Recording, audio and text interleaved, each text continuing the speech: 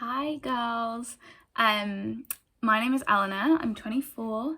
I live in Edinburgh in Scotland.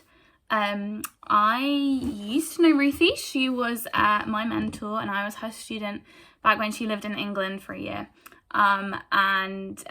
She asked me to just share some testimony with you girls that would encourage you.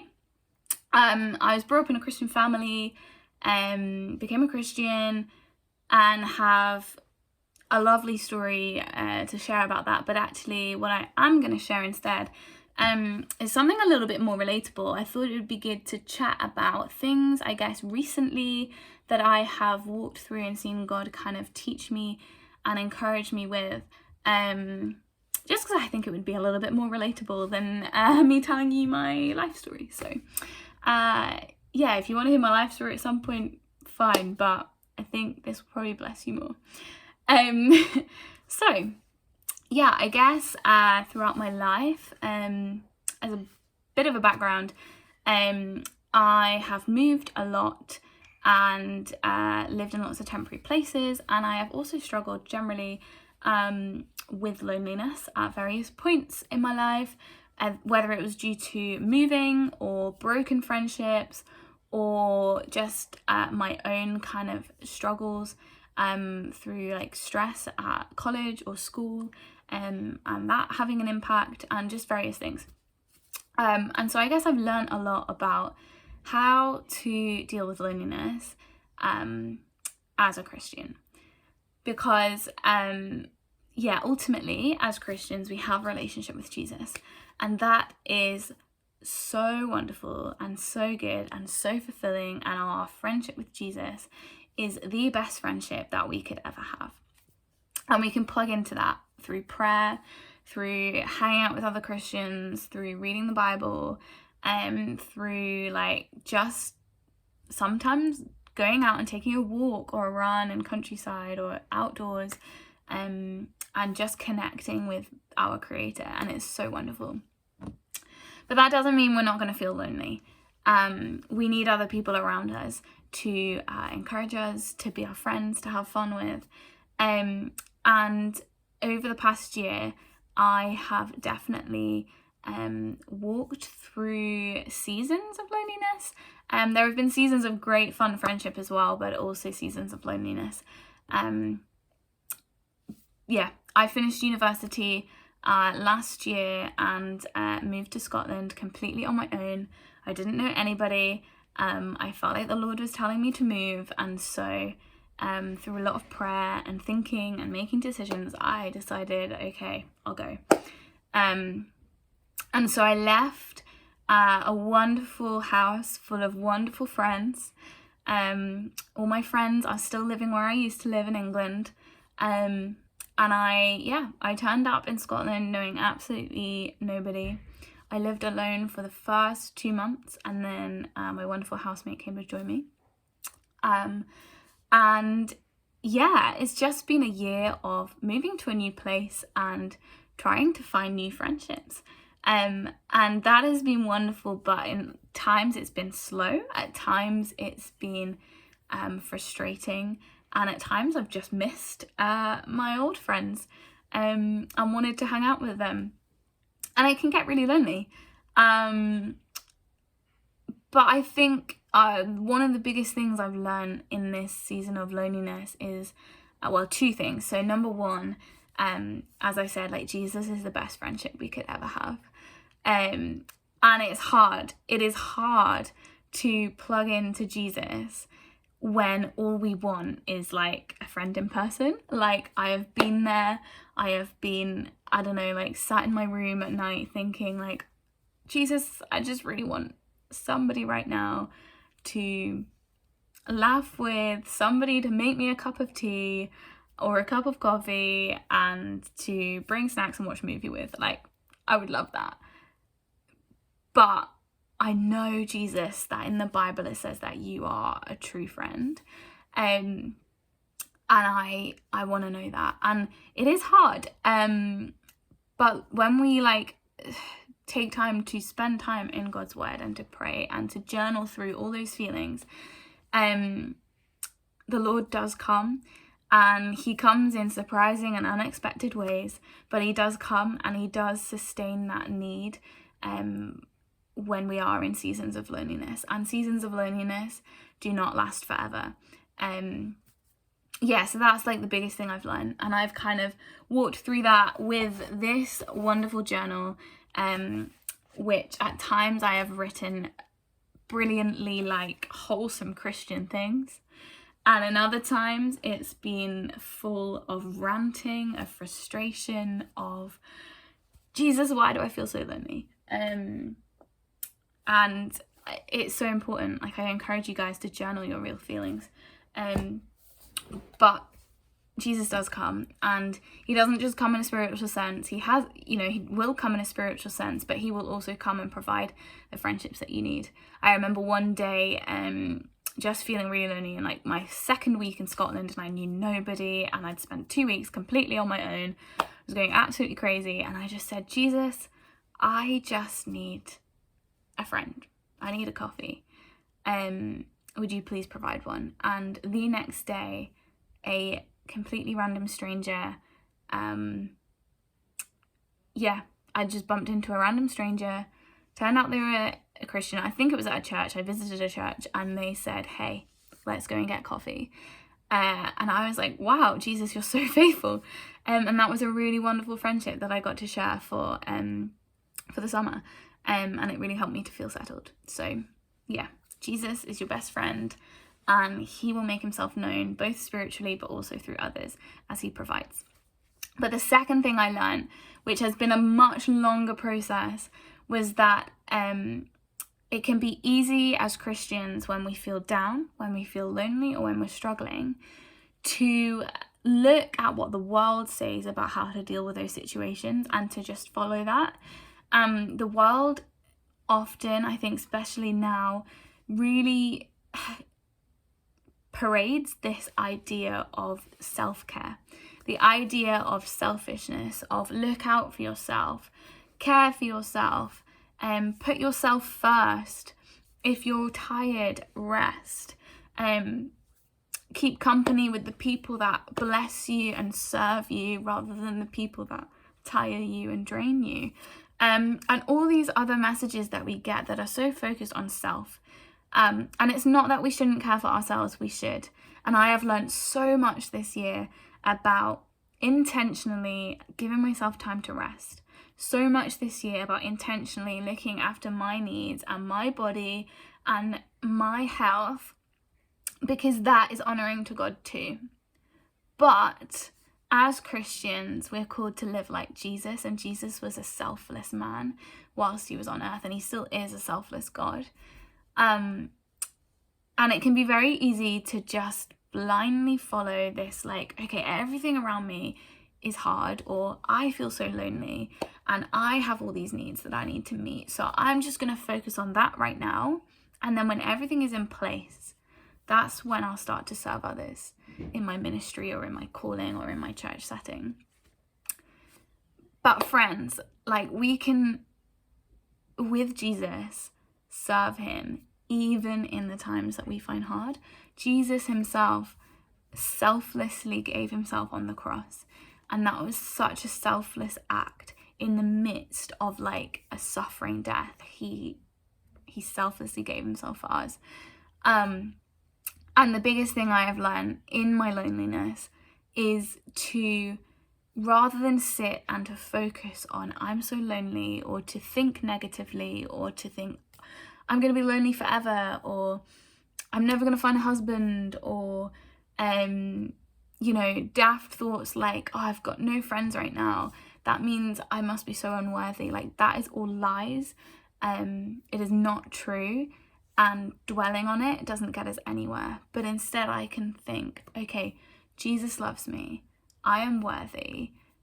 Jesus has a plan for my life, and he has placed me here today. And that is perfectly ordained in his plan. And so I can use that love to give love to others. And rather than thinking like, this is what I want and this is what I'm struggling with, actually thinking, no, okay, is there somebody that I can see that has a need, and can I serve them, and how can I show Jesus to them? And so in my loneliness, that's looked like realizing that I am not the only person who feels alone, and I can reach out to others. And so I would reach out and send a text to a friend and say, hey, like, how are you doing? Do you need a coffee? Let's grab a coffee. Or reaching out to a friend I know who is struggling to make friends and saying, hey, do you want to come for dinner? Let me feed you. And using hospitality as a way to intentionally build community. Because I could have sat in my loneliness and expected other people to come to me and invite me and just wish like, oh, I wish somebody would invite me. Or I can be the Jesus. I can be the one who pursues others and pursues community. And it took energy, it took effort, it took courage, it took strength sometimes on days when I was just tired and I just couldn't be bothered. But it is worth it, and it shows light and it shows Jesus. And yeah, I just did that, and it's been hard and it's been a slow process, but through that, you not only build community for yourself, but you're building community with others that you perhaps would not have thought to build community with previously. And it is such a blessing and such a rich way to plug in with others, and to share community and share being family, because in the Bible we're called to do that with Christians, which is wonderful, but also with non-Christians, to model love in that way. And so I guess I've kind of been trying to do that, and I don't do it perfectly, and I very often can grow frustrated or tired or weary, or resentful sometimes, but God will always provide. And if we love him, he loves us so much, and we can love him back and plug into him. And the things that have really helped have been, inviting others, spending time in the Word, going to church, and journaling my feelings when I don't feel that great, and letting Jesus speak into that as well.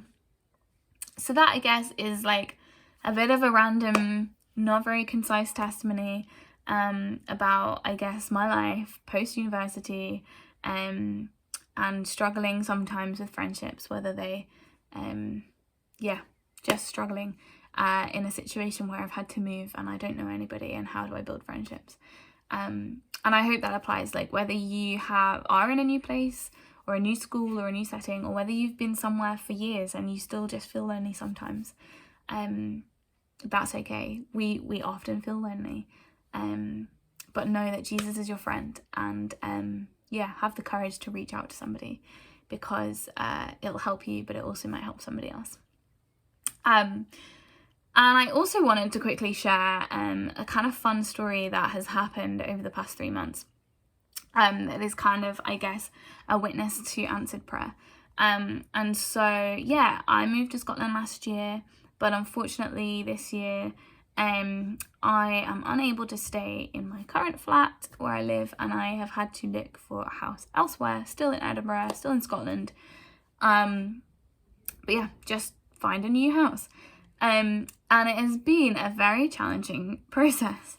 I have been looking for a house for 3 months, and I have had a lot of unanswered prayer in terms of finding a house or finding people to live with. It was 3 months of continuously closed doors.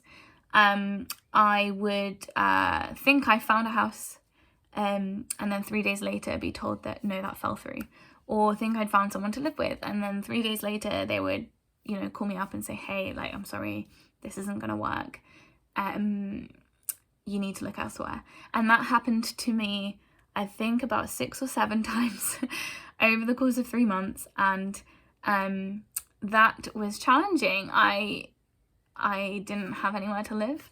There was a real risk that I was going to end up homeless and having to move back to England with my parents, and just really wanted to stay in Scotland, but couldn't see how that was going to be possible, because I'd had so many people or situations that were just no. But I remember the scripture in Luke, I think it's Luke 17, don't quote me on that. I'll send Ruthie the reference later. It talks about the persistent widow, and it says, "Do you not know that God, the true judge, will grant justice to all his chosen ones who cry out to him night and day? He will not delay to give you what you ask for, and he will grant swift justice to those who do not give up. So be ever praying and ever expecting, just like the persistent widow." And I was really challenged by that actually, like, we're called sometimes to pray persistently over and over and over again, but not just to pray, to have the faith to expect that prayer will be answered. And friends, that is so difficult when every single day you wake up to another no. Every single day you pray, and in the evening before you sleep you pray, "Jesus, would you please provide a house for me?" And the next day you wake up and it's a no again. It is so hard when that happens over and over again to actually expect that Jesus will answer. And I don't really have an answer to that other than that it's hard. But we're called to pray and pray persistently, and to have expectation. And in the moments when I was struggling to pray, I asked friends to pray for me, and I kind of, I guess, rested on their faith even when I didn't have faith myself.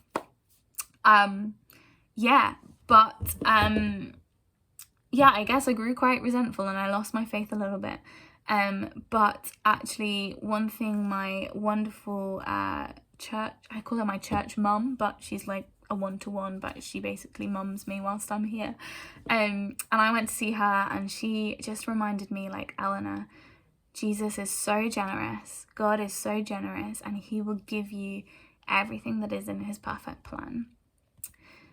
But you're becoming resentful and you're losing your faith, and you have a choice. You can hold on to everything you have and all your hopes and be resentful and angry and doubtful that you don't have what you want yet. Or you can open your hands and say, "Jesus, I have so much already. I have a wonderful life. I have wonderful friendships. This new season has been wonderful. And these are all the things I'm thankful for. And I will give that back to you whilst I wait for you to provide the next thing." And that, again, was a difficult thing to go through. But actually, when you do that and you open your hands in that position of gratitude, it is so sweet and so wonderful. And actually, as I did that, I had some great answers to prayer. And that week, I saw real breakthrough. First of all, my shower in my flat broke, which was just not what you want on a Thursday morning when you just want to take a shower.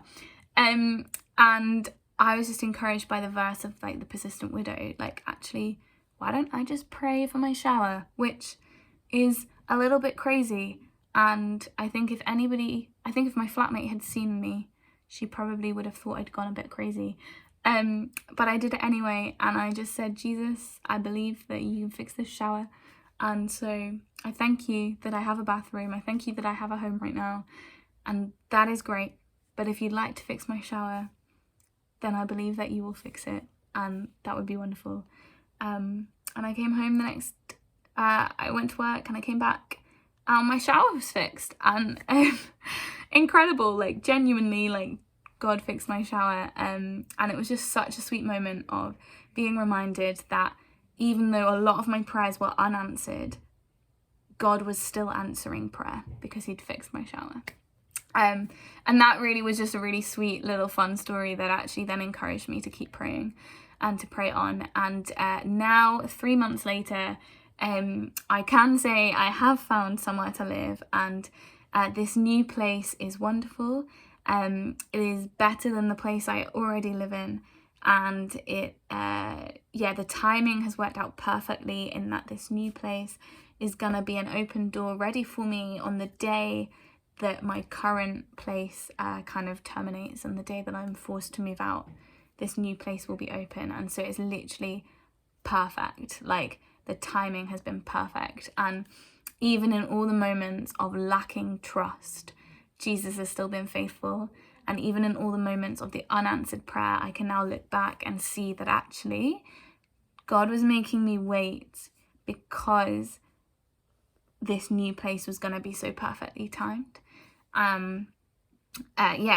Because I've waited, I now have somewhere that is ready for me on the day I'm moving out, rather than having somewhere that was ready too early, because that would have caused issues. So yeah, I'm very excited to move to my new flat, and to stay in Scotland, and to know that I have more time here in this beautiful place, and also I'm starting to see friendships really deepen and community just be so great, and be so plugged in my church and with others around me. And God has been so faithful.